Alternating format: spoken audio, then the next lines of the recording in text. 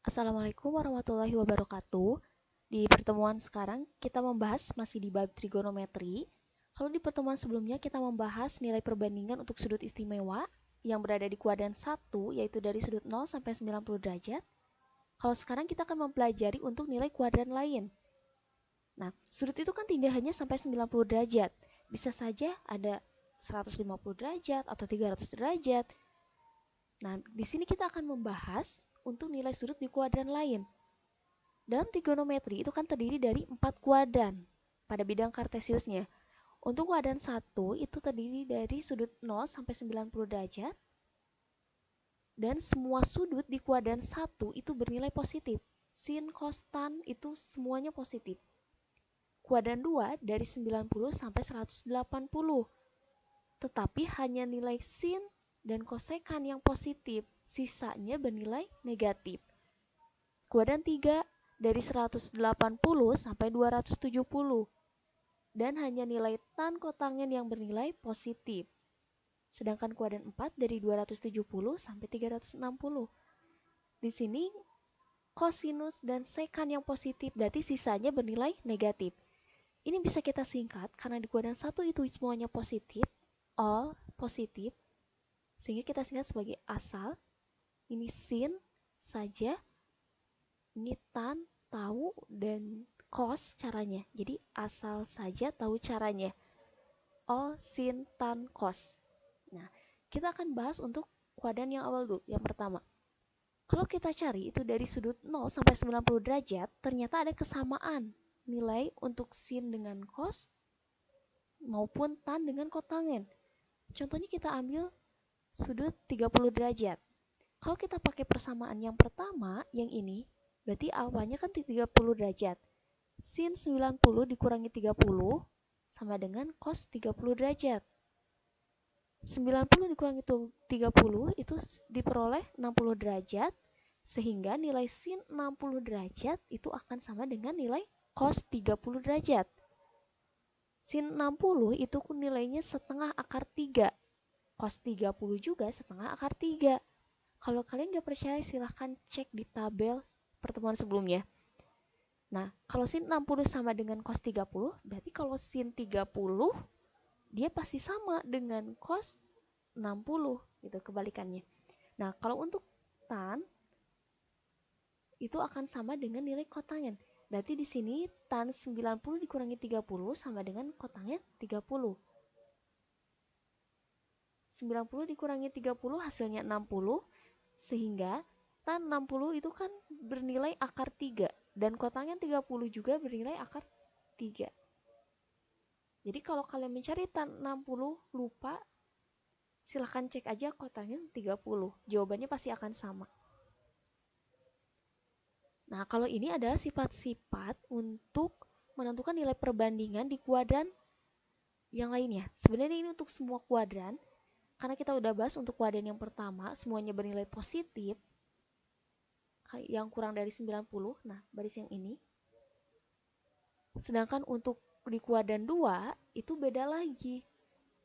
Intinya kayak gini, kalau kita pakai sudut, pakai rumusnya yang 180 plus atau min, ataupun pakai yang 360 plus atau min alfanya, itu sin tetap sin, cos tetap cos, tan tetap tan, dan nilai yang lainnya juga sama tetap. Tetapi kalau kita pakai sudut yang 90 dikurang atau ditambah, 270 dikurang atau ditambah, maka akan kebalikannya. Sin nanti akan berubah jadi cos. Cos berubah jadi sin. Jadi untuk lebih mudah, silakan kalian gunakan saja yang 180 atau 360. Contohnya seperti ini. Kita ambil sudut untuk berada nilainya di kuadran 2. Kuadran 2 itu bernilai 90 sampai 180 derajat. Kita ambil contoh 135. Sin 135 kita coba pakai rumus yang ini. 135 itu kan bisa dinyatakan sebagai penjumlahan. 90 ditambah alfa. Berarti kalau kita ubah berarti sin 90 ditambah 45. Nah, 45 dari mana? 90 ditambah berapa supaya hasilnya 135? Berarti harus ditambah 45 kan? Jadi nilai alfanya 45 derajat. Sin yang ini nanti akan berubah jadi cos. Nah, positif cos. Sehingga di sini sama dengan cos 45. Cos 45 itu nilainya setengah akar 2. Ini kalau pakai cara yang pertama. Bagaimana kalau kita pakai cara yang kedua? Karena 135 itu bisa dinyatakan sebagai pengurangan dari 180 dikurangi alfa, kita bisa pakai juga yang ini. Kalau kita pakai yang 180, nah coba lihat. Sin tetap bernilai sin. Cara 2, sehingga 180 dikurangi berapa supaya 135? Itu dikurangi 45, maka akan diperoleh sin 45. Jadi sebenarnya sin 135 itu sama aja dengan nilai sin 45 derajat, yaitu setengah akar 2. Nah, kalau yang sin di kuadran 2 itu kan bernilai positif semuanya. Sehingga di sini, baik yang ini maupun yang ini, sama aja akan bernilai positif.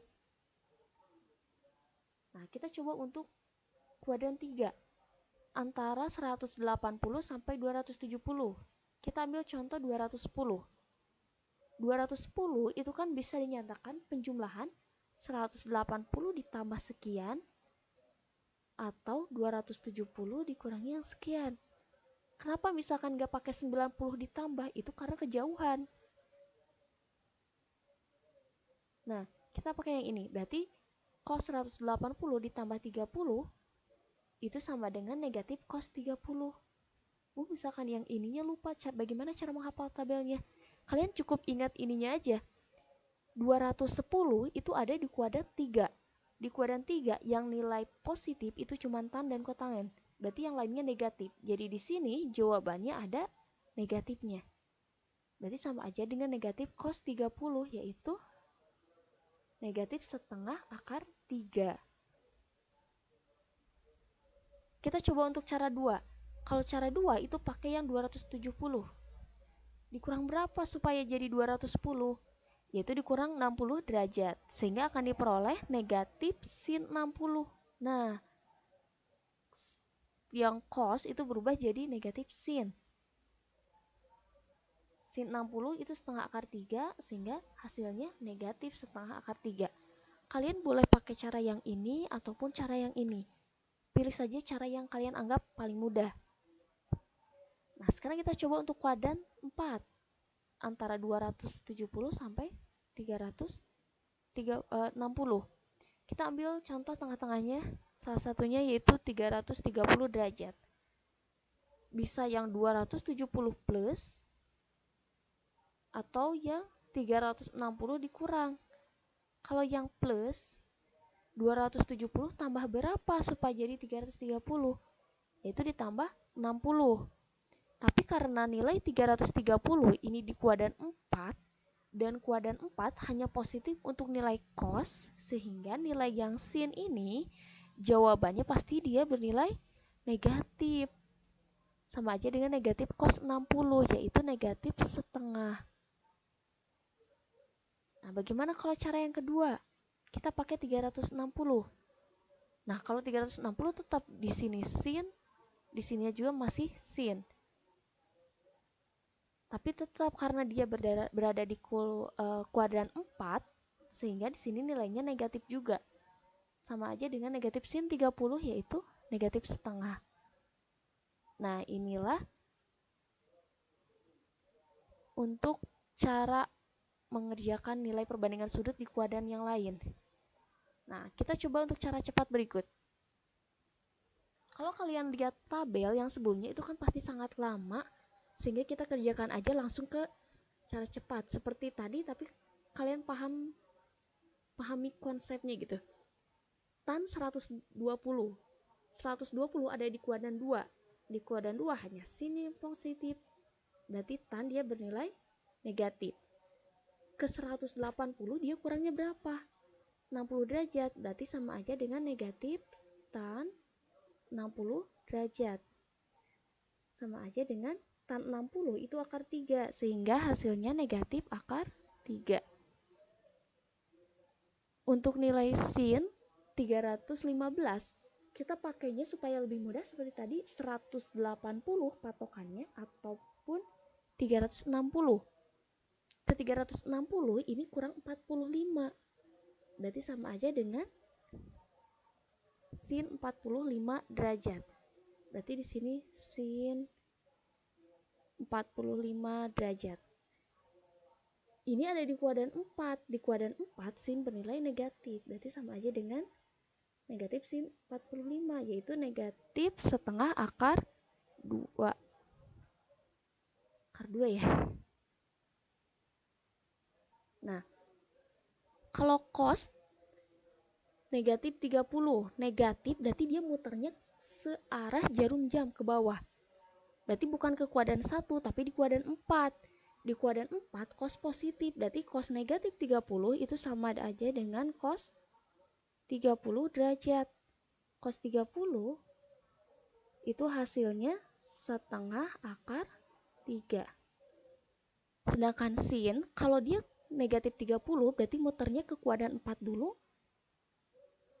Di kuadran 4 sin negatif, berarti sama aja dengan negatif sin 30 derajat.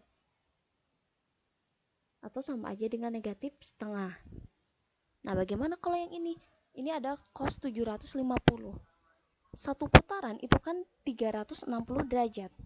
Sehingga kalau 750 pasti sama aja dengan sekian kali putaran. Berarti sama aja dengan cos 2 kali 360 itu kan hasilnya udah 720. Ditambah 30 derajat ya, supaya nanti hasilnya 750.